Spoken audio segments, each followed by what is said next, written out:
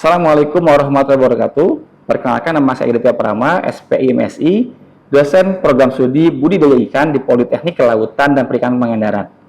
Pada hari ini, saya akan menjelaskan teknik pengajaran yang saya lakukan dalam rangka melaksanakan salah satu kegiatan perguruan tinggi di bidang pendidikan. Teknik pengajaran yang saya terapkan menggunakan teknik DIA, yaitu Delivery, Interaction, dan Assessment. Teknik DIA ini sudah saya terapkan di mata kuliah yang saya ampu, salah satunya itu di mata kuliah Teknik Produksi Pakan Alami dengan bobot SKS 4 SKS yang terdiri dari 2 SKS teori dan 2 SKS praktik. Sebelum saya menjelaskan teknik pengajaran saya, terlebih dahulu saya akan menjelaskan tentang deskripsi singkat, capaian pembelajaran, kompetensi, dan pembahasan. Mata kuliah Teknik Produksi Pakan Alami ini membahas materi-materi terkait dengan ruang lingkup pakan alami, mulai dari karakteristik pakan alami, habitat dan lingkungan yang sesuai untuk pakan alami, fungsi pakan alami pada budidaya perikanan, juga mengenai teknik budidaya pakan alami, baik itu dari golongan fitoplankton, zooplankton, bentos, maupun serangga. Capaian pembelajaran pada mata kuliah ini diharapkan mahasiswa dapat mengkultur pakan alami, mulai dari persiapan media kultur, proses pemanenan, hingga pengemasan. Dengan mengikuti mata kuliah Teknik Produksi Pakan Alami, mahasiswa diharapkan mampu mendapatkan kompetensi, yaitu 1. Mampu menjelaskan karakteristik umum dan fungsi pakan alami dalam aquaculture. Yang kedua, mampu menjelaskan biologi pakan alami. Yang ketiga, mampu melakukan kultur pakan alami pada golongan fitoplankton. Yang keempat, mampu melakukan kultur pakan alami pada golongan zooplankton. Yang kelima, mampu melakukan kultur pakan alami pada golongan bentos dan insekta. Yang keenam, mampu mengaplikasikan pakan alami dalam budidaya perikanan. Dan yang ketujuh yaitu mampu melakukan enrichment pakan alami. Untuk dapat mencapai kompetensi tersebut, mahasiswa akan dibekali topik-topik yang akan dibahas dalam 14 kali pertemuan. Berikut topik-topik yang akan disampaikan. Yang pertama yaitu karakteristik fungsi dan jenis pakan alami. Yang kedua, biologi jenis pakan alami dari golongan fitoplankton. Yang ketiga, biologi jenis pakan alami dari golongan zooplankton. Yang keempat, biologi jenis pakan alami dari golongan bentos dan insekta. Yang kelima, kultur pakan alami golongan fitoplankton. Yang keenam, kultur pakan alami golongan zooplankton. Yang ketujuh, kultur pakan alami dari golongan bentos dan insekta. Yang kedelapan, metode aplikasi, dosis, dan frekuensi pemberian pakan alami. Dan yang kesembilan adalah bahan enrichment untuk pakan alami dan metode enrichment. Selanjutnya, setelah kita tahu gambaran singkat tentang mata kuliah Teknik Produksi Pakan Alami, saya akan membahas tentang teknik pengajaran dengan metode DIA. Yang pertama, delivery, yaitu bagaimana cara menyampaikan materi-materi perkuliahan agar materi tersebut tersampaikan dengan baik kepada mahasiswa. Ada beberapa strategi yang saya gunakan, yaitu yang pertama, sebelum saya memulai perkuliahan, saya akan mereview terlebih dahulu pertemuan terakhir sehingga materi sebelumnya berkaitan dengan materi yang akan dibahas pada saat itu. Tujuannya yaitu agar mahasiswa dapat merefresh materi yang sebelumnya yang telah disampaikan sehingga mahasiswa akan lebih mudah mengikuti materi yang akan disampaikan. Yang kedua, bahan ajar atau modul akan saya sampaikan lebih awal sebelum kelas dimulai. Harapannya, mahasiswa akan lebih mudah memahami materi pada saat pembelajaran.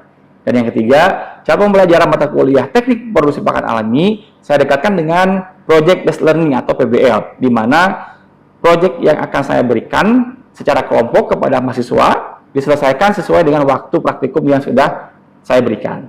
Metode yang kedua yaitu interaction. Interaction adalah bagaimana saya berinteraksi dengan mahasiswa.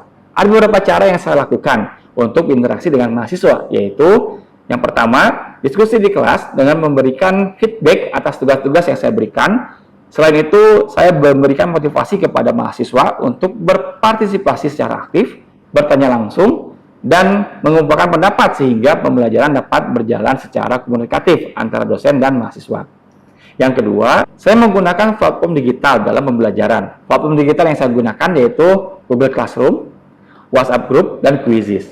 Google Classroom saya gunakan sebagai sarana untuk memberikan materi perkuliahan, pengumpulan tugas-tugas, dan diskusi, serta memberikan feedback atas proyek-proyek yang sudah mahasiswa lakukan. Selanjutnya, WhatsApp Group digunakan untuk sarana komunikasi dan koordinasi terkait dengan pembelajaran ketika berada di luar kelas. Dan yang terakhir adalah Quizzes. Quizzes adalah media yang saya gunakan untuk memberikan kuis dalam bentuk soal-soal. Metode yang terakhir yaitu asesmen. Bagaimana saya melakukan penilaian terhadap mahasiswa. Pada saat pertemuan pertama perkuliahan, saya akan menyampaikan kontrak perkuliahan yang disepakati antara saya dan mahasiswa. Dalam kontrak perkuliahan tersebut memuat bobot penilaian dan cara saya menilai mahasiswa. Sehingga diharapkan mahasiswa tahu dari awal, paham, dan mahasiswa dapat membuat strategi agar mahasiswa mendapatkan nilai maksimal. Pada mata kuliah Teknik Produksi Pakan Alami, terdiri dari 2 SKS teori dan 2 SKS praktik. Tentu memiliki kategori penilaian yang berbeda pada teori dan praktik. Untuk komponen penilaian teori, terdiri dari 40% nilai UTS, 40% nilai UAS, dan 20% nilai tugas. Selanjutnya untuk komponen penilaian praktik, terdiri dari 30% nilai persiapan, 30% nilai proses pada saat praktik, dan 40% hasil akhir dari praktik. Baik, selanjutnya saya akan menampilkan video proses pembelajaran pada saat di kelas. Baik, bismillahirrahmanirrahim. Assalamualaikum warahmatullahi wabarakatuh. Waalaikumsalam. Selamat siang. Salam sejahtera untuk kita semua. Sebelumnya, apa kabarnya hari ini? Oke, semangat ya. Baik, sebelum kita mulai perkuliahan mata kuliah Teknik Produksi Pakan Alami pada hari ini, alangkah lebih baiknya kita mulai dengan membacakan doa bersama-sama. Silakan untuk ketua kelas dipimpin untuk melakukan doa terlebih dahulu. Siap. Mengawali perkuliahan hari ini berdoa mulai. Berdoa saya dan Iwan.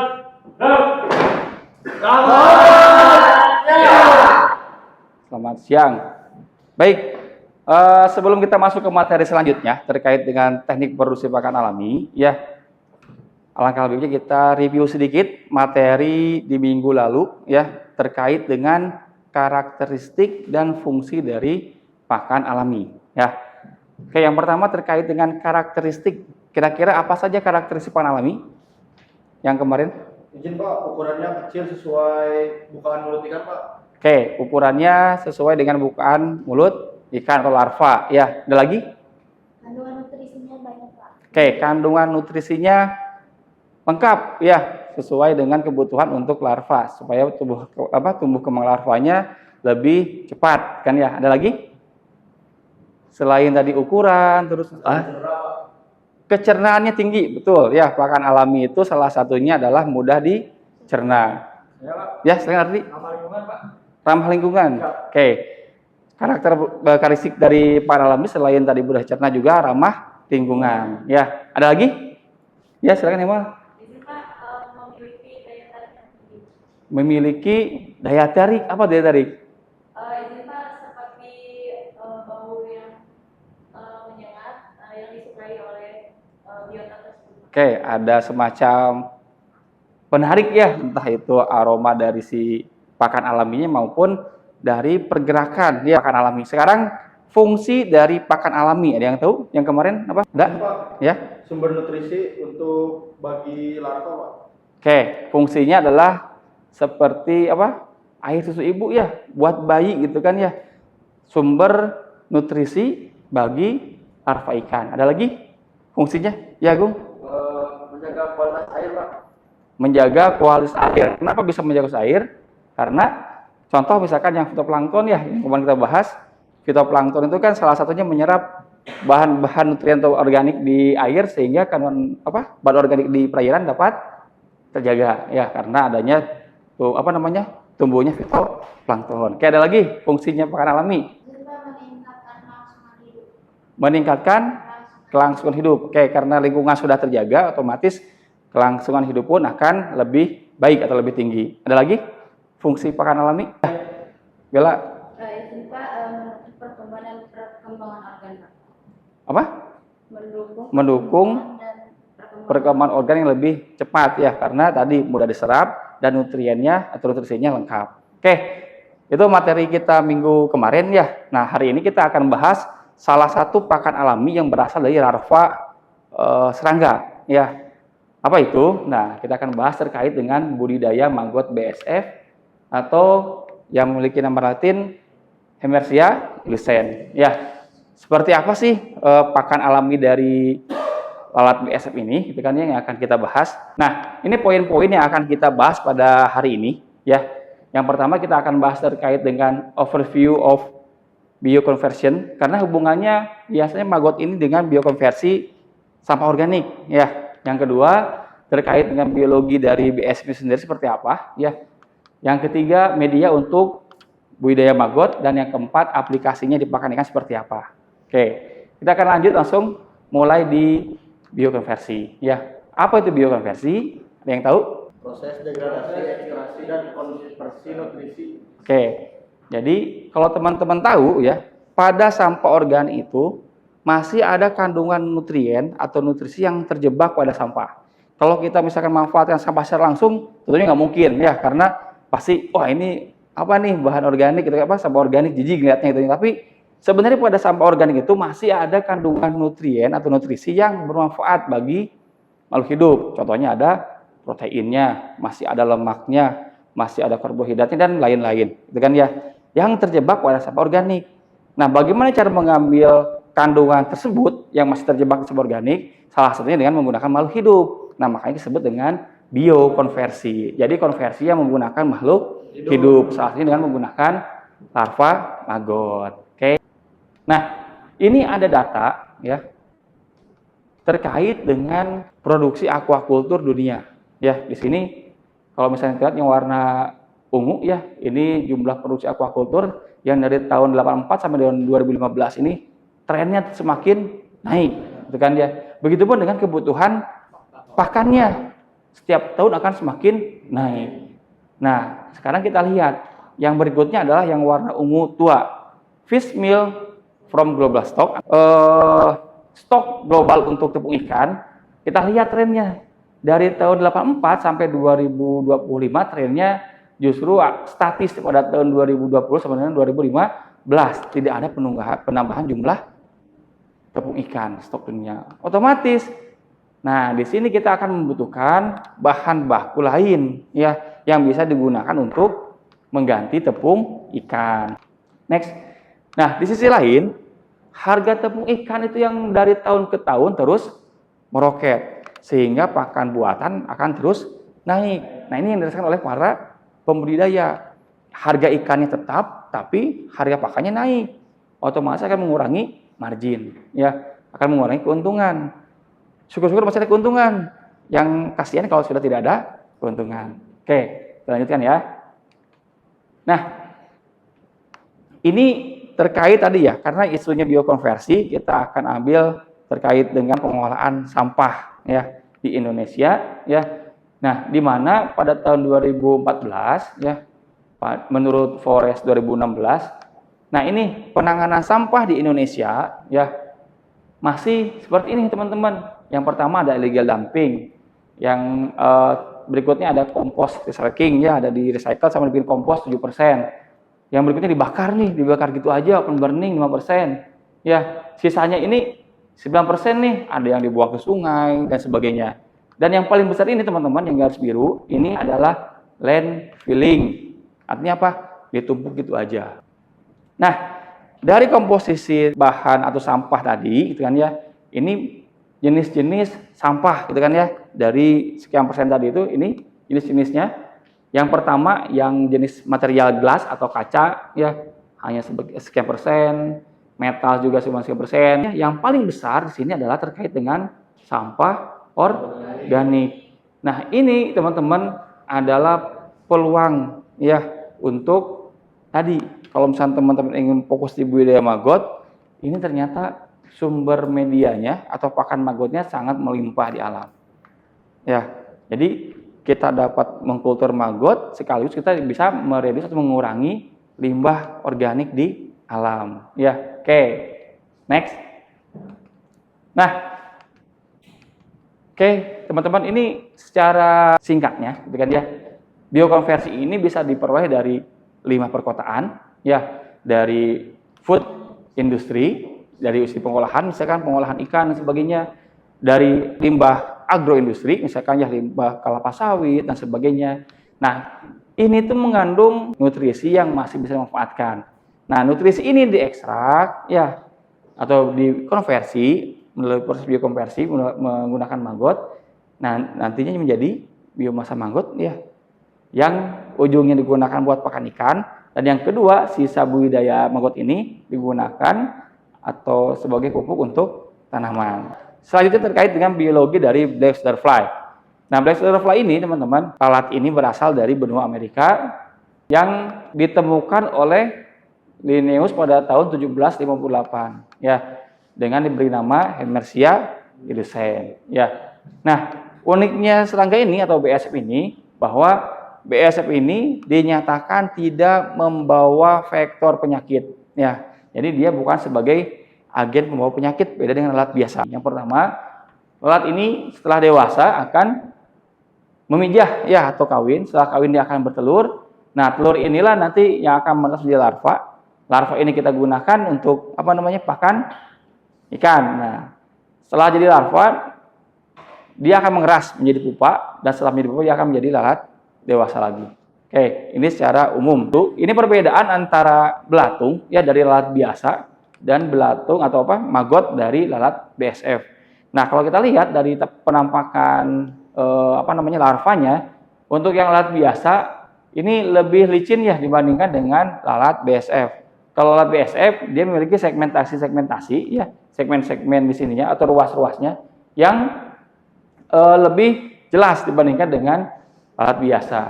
Ini durasi waktu per segmentasi di kehidupan dari maggot itu sendiri.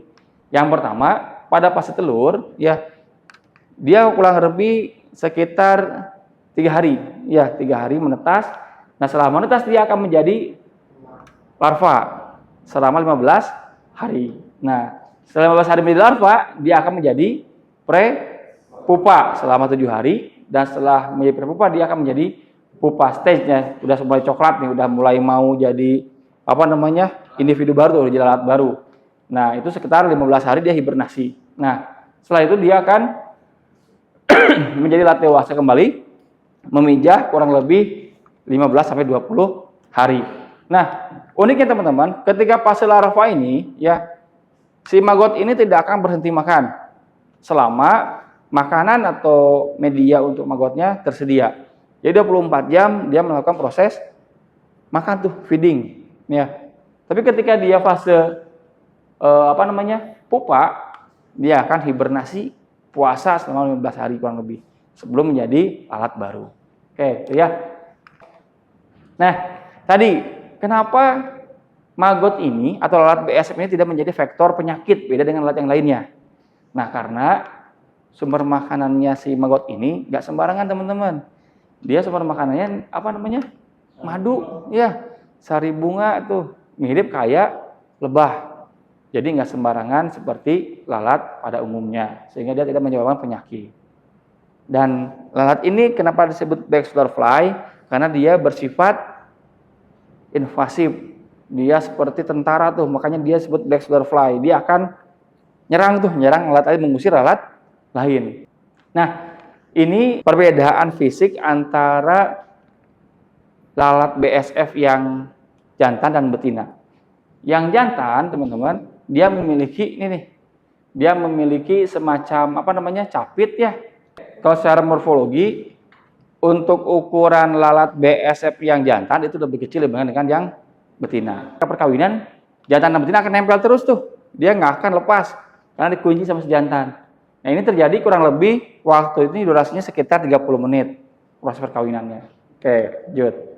Nah, setelah proses perkawinan terjadi, maggot akan meletakkan atau lalat BSF si betina ini akan meletakkan telurnya ya pada media peletakan telur yang telah disiapkan. Semakin dia menjelang menjadi pupa itu semakin coklat gitu kan dia. Dan cangkangnya itu atau lapisan kulit maggotnya itu akan semakin menebal karena kandungan kitinnya akan semakin tinggi. Oleh karena itu, untuk penggunaan pakan dihindari untuk usia yang sudah tua-tua nih, yang sudah menjelangi pupa. Biasanya kita sampai dengan usia hari maksimal itu di hari sekitar 10 sampai dengan 15 itu maksimal kan ya. Setelah itu nggak bisa tuh, biasanya dijadikan calon lalat baru untuk generasi berikutnya. Ternyata maggot ini setelah diteliti banyak di mulutnya itu ya, di organ percernaannya banyak mengandung enzim nih. Nah, ada enzim amilase ya untuk mengurai lemak gitu kan ya. Ada protease untuk menguraikan protein dan sebagainya. Oke. Nah, untuk maggot ini dapat dibudidayakan secara dengan open system dan closed system.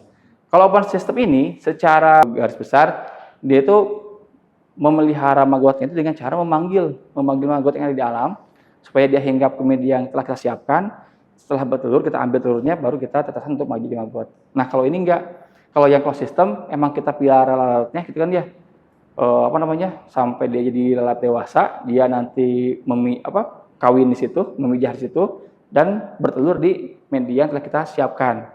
Jadi enggak dari alam tuh, emang udah kita siapkan sih alatnya yang boleh telur, maggot, terus larva. Nah, larva ini kita disiapkan jadi calon indukan buat diambil telurnya gitu kan ya. Oke. Nah, ini contoh yang open system. Nah, open system ini teman-teman kalau misalnya kita lihat di layar, ini ada kayak semacam baskom-baskom kecil yang diletakkan di antara pepohonan. Nah, baskom-baskom ini berisi dengan bahan-bahan organik yang sudah diberikan probiotik atau dilakukan proses fermentasi supaya mengundang lalat maggot dari alam hingga di situ. Ya. Nah, coba kita lihat. Nah, ini ketika proses persiapan media ya dan penambahan cairan probiotik untuk mempercepat proses fermentasi. Nah, box-box inilah atau ember-ember inilah yang digunakan ya, yang telah siap digunakan untuk sebagai media maggot gitu ya. Nah, ini yang kedua, setelah media siap dilakukan placing atau penempatan ya pada tempat yang sudah disiapkan di alam. Oke. Nah, kalau yang closed system di sini menggunakan tadi insektarium. Nah, jadi BSM itu nggak bebas tuh, dia dikandangin sehingga dia dikultur secara massal memang untuk memproduksi maggot dalam jumlah besar. Biasanya ini industri nih, perusahaan-perusahaan. Karena kebutuhannya pun tidak sedikit kan ya. Ini bisa untuk kebutuhan ekspor dan sebagainya. Oke. Nah, ini salah satu contoh insektarium yang ada di Balai Riset Balai Riset Ikan Hias Depok. Oke. Nah, ini media peletakan telurnya. Jadi setelah telur maggot nempel di media telur ini, itu akan dipanen dengan cara dikerik, ya, dikerik dimasukkan ke box ini, kemudian nanti ditimbang sesuai dengan kebutuhannya, sesuai dengan sampah organik yang ada. Oke, sampai di sini tanyakan dulu terkait dengan materi tadi. Jadi Pak, Silakan. bertanya, untuk pangkat PSF itu untuk kedudukannya sebelumnya bisa berapa kali ya? Oke, untuk lalat BSF ini, ya, seperti yang saya ketahui, siklus hidupnya itu hanya mengalami proses pemijahan, ya satu kali, hidupnya itu hanya satu kali. Jadi setelah dia melakukan proses pemijahan atau mating, bertelur, dia akan mati gitu. Jadi satu kali itu seumur hidup untuk maggot ini. Dan siklus hidupnya itu juga nggak lama, kurang lebih hanya 1,5 bulan gitu kan ya. Di mana fase dewasa itu hanya 20 hari maksimal. Jadi setelah itu dia akan mati seperti itu. Itu ya, Aidil. Oke, ada lagi? Coba. Ya, saya Agung. Tadi kan Bapak menyebut untuk beberapa gram telur membutuhkan beberapa bahan organik. Nah, di sini saya tanyakan, untuk per 1 gramnya itu membutuhkan berapa banyak sih Pak sampah organik yang kita butuhkan? Oke, betul ya. Bagus sekali pertanyaannya terkait dengan konversi ya. Karena ini biokonversi, otomatis ada pertanyaan tuh, bagus. Berapa sih konversinya gitu kan ya? 1 gram telur maggot itu ya bisa mengkonversi sekitar 10 kg sampah organik. Jadi kalau misalkan teman-teman ada 100 kg sampah organik, kira-kira butuh berapa gram telur? 10 apa? 10 gram. Ya, lanjut ya. Oke, kita lanjut dulu. Nah, ini terkait media maggot yang selanjutnya. Media maggot ini pokoknya semua bahan organik itu bisa dilakukan atau bisa digunakan sebagai bahan media untuk maggot, sebagai makanan untuk maggot. Mulai dari bungkil kelapa, misalkan ya, ampas kelapa, ampas tahu, sisa jeroan ikan, limbah pasar atau limbah rumah tangga dan sebagainya, itu bisa digunakan untuk media budidaya maggot. Ya. Nah, ini contoh kandungan-kandungan ya yang terkandung dalam bahan organik atau sampah organik, ya. Nah ini nih, contohnya misalkan ini pada, mohon maaf ya, ini dari kotoran ayam misalkan, itu ternyata masih terkandung kandungan protein yang sangat tinggi, sekitar 42%, lemaknya 35%. Coba kalau misalnya kita langsung kasihkan telur kotoran ayam ke ikan, kan nggak mungkin ya. Nah makanya kita butuh gimana sih caranya untuk mengambil protein ini ya, atau nutrisi ini yang ada di tadi chicken manure ini ya, supaya bisa kita manfaatkan lagi ya, salah satunya dengan cara menggunakan tadi biokonversi menggunakan maggot. Nah ini contoh ya, industri pengolahan maggot yang sudah sangat besar, itu biasanya dia bekerjasama dengan rumah makan, pabrik-pabrik untuk mengkolekting limbah organiknya, karena kebutuhannya akan sangat banyak. Jadi kan 1 ton itu hanya butuh 1 ons atau 100 gram telur maggot. Nah ini kalau dia punya telur maggotnya sekilo aja, itu kan butuhnya berapa ton itu kan ya. Akhirnya dia nyari-nyari tuh. Nah ini banyak perusahaan yang terbantu dengan adanya maggot ini. Perusahaan bingung buang sampah, ada yang ngambil gitu ya buat jadikan pakan maggot. Oke. Nah ini aplikasinya sebagai pakan ikan. Oke, pengaplikasian maggot ini sebagai pakan ikan, yang pertama bisa diberikan secara langsung, ya jadi maggot fresh, maggot segar gitu kan ya, atau juga bisa diolah menjadi tepung, kemudian disubstitusi menjadi pengganti tepung ikan dan dijadikan pelet gitu kan ya. Nah ini salah satu contoh ya penelitian di mana yang pertama pakannya itu menggunakan maggot, yang kedua menggunakan komersial feed atau pakan komersial ya. Nah di sini hasilnya teman-teman, kalau misalnya kita lihat di sini kualitas dari dagingnya, untuk yang maggot ini maskelnya lebih tinggi nih, ototnya gitu kan ya, sehingga dagingnya itu lebih kenyal. Sedangkan yang menggunakan pakan buatan ini maskelnya lebih sedikit 30%, sedangkan yang maggot tadi 34%. Kepalanya lebih kecil tuh, sedangkan yang ini kepalanya lebih besar, jadi lebih banyak dagingnya dibandingkan dengan tulangnya. Nah ini keuntungan dari menggunakan maggot pada ikan nila. Oke, tidak hanya situ. Nah penelitian juga dilakukan pada ikan gurame ya. Ini spesiesnya gurame padang ya. Nah tapi ingat, ini bukan gurame saus padang ya. Kalau gurame saus padang mah bikin lapar ya. Nah yang naik bobotnya bukan ikannya tapi yang makannya gitu kan ya. Oke.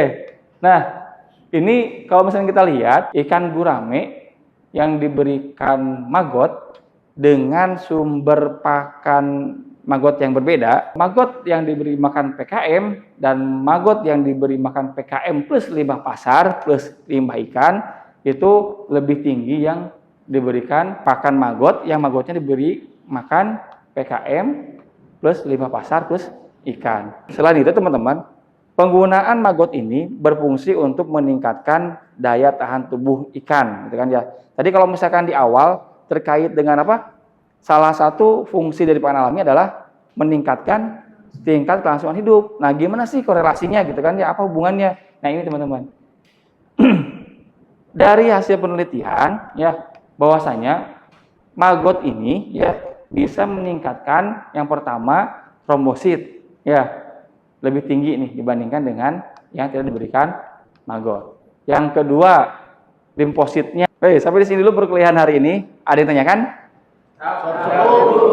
Oke, kalau dirasa cukup, saya akhiri perkuliahan pada hari ini, dan nanti pertemuan minggu depan jangan lupa dibaca-baca lagi bahan perkuliahannya. Nanti kita akan review terkait mata kuliah ini dan kita akan lanjutkan ke mata kuliah selanjutnya. Paham ya? Oke. Baik, terima kasih. Saya tutup perkuliahan pada siang hari ini. Wassalamualaikum warahmatullahi wabarakatuh. Selamat siang. Demikianlah video kegiatan belajar mengajar yang sudah saya lakukan di kelas. Semoga bermanfaat. Terima kasih. Wassalamualaikum warahmatullahi wabarakatuh.